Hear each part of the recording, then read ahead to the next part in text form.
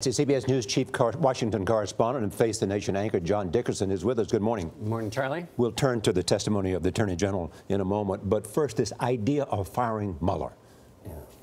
Well, it's interesting to hear Marco Rubio because that's what matters. It matters that it would be obviously a huge deal if the president did this, but the question really then comes back to the Congress, and would Republicans say this is going too far? Because that's what matters, is if the president does something that starts to have people in his own party leave him. So far they haven't. So far, after last week's testimony, they were still supporting the president and foursquare behind him.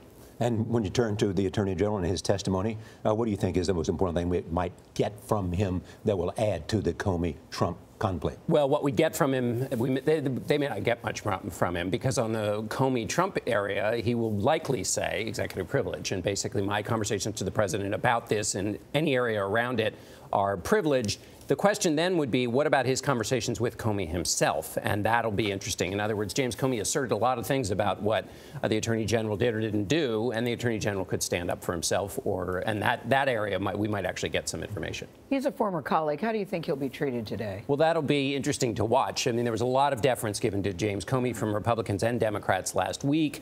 Some members of the committee see themselves in bright lights and see a potential, star turn for them. So how they treat him will be a chance for them to burnish their own sense of themselves. But he's a former colleague, and usually there's some deference that's offered to a former colleague. So that'll be an interesting piece of theater to watch. We saw what can clearly be described as an unusual cabinet meeting yesterday, with each of his secretaries praising him, saying it's an honor and a blessing to serve him, etc. Who organized it this way, and why did they do this?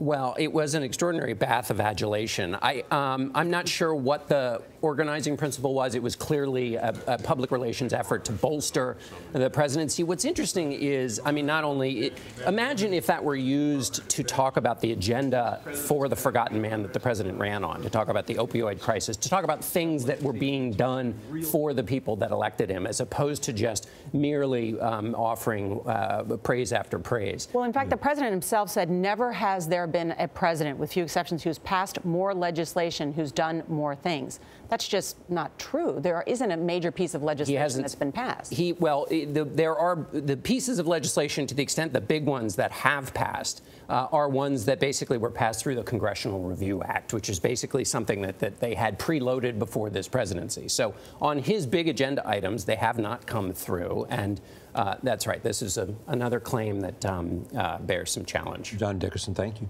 Charlie.